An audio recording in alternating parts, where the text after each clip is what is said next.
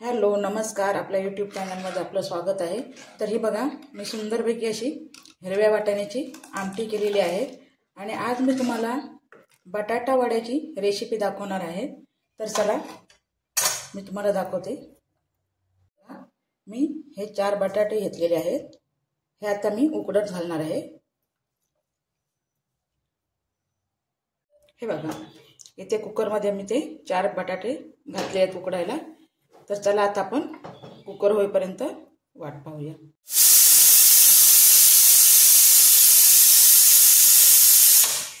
ह्या बघा, आपल्या इथे 4 शिट्या आपण केलेल्या आहेत। आता आपण कुकर थंड होईपर्यंत थोडा वेळ वाट बघूया।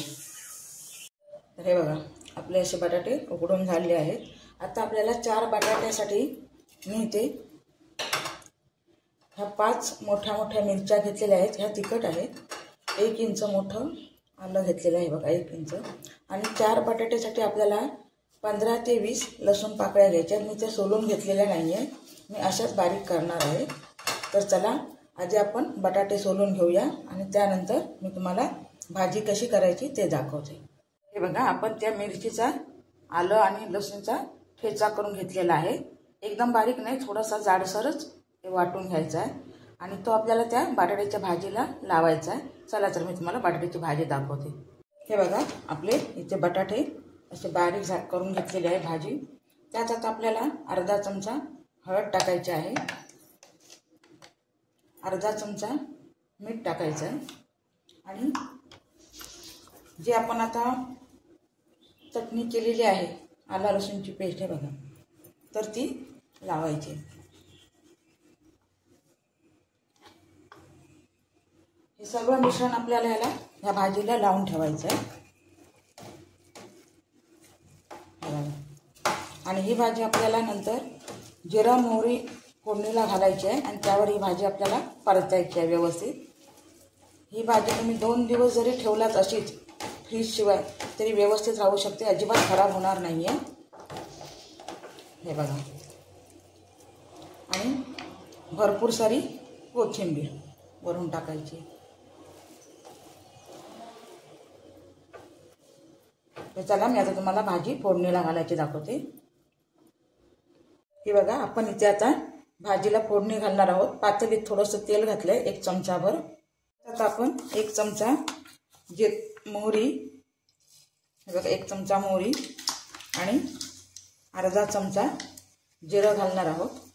थोडंसं आणखीन घालूया आणि 5-7 कढीपत्त्याची पानं तुम्ही बारीक केलेली आहे।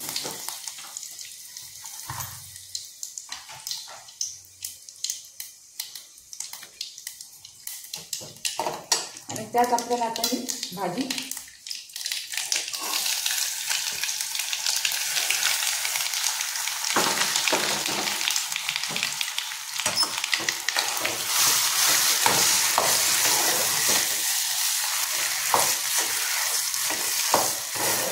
व्यवस्थित आपल्याला ही फोडणी भाजी परतून घ्यायची आहे। ही भाजी तुम्ही फ्रीज शिवाय 2 दिवस सुद्धा बाहेर ठेवली तर खराब होत नाही। हे बघा, आता आपल्याला व्यवस्थित परतून घ्यायची आहे भाजी। हे बघा, अशी आपली सुंदरपैकी भाजी परतून झालेली आहे। आता ही थंड झाल्यानंतर आपण याचे मध्यम आकाराचे आपल्याला गोळे तयार करून घ्यायचे आहेत। तर हे बघा, अशी सुंदरपैकी भाजी तयार झाली आणि वास पण सुंदर येतो।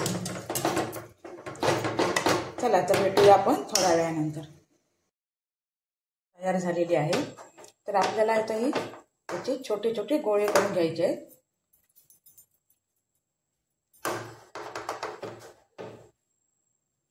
हे बघा, एवढे असे आपल्याला गोळे करून घ्यायचे आहेत।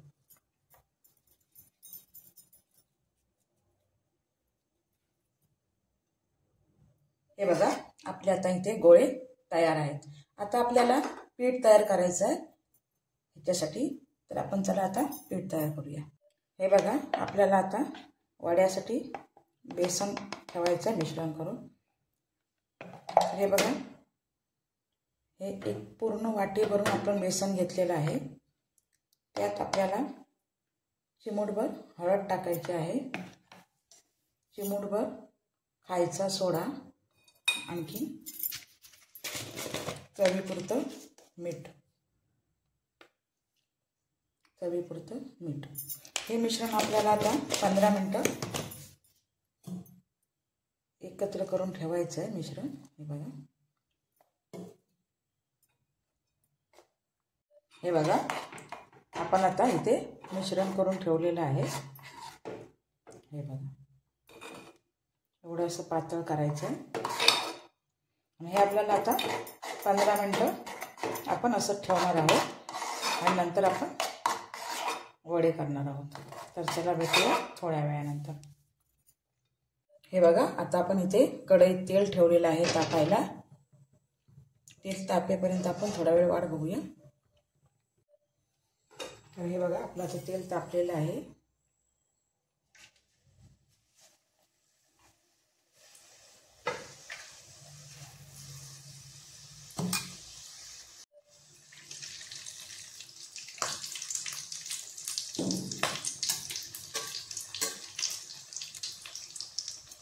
हे बघा, आपले गुलाबी खरपूस असे वडे तयार झाले आहेत.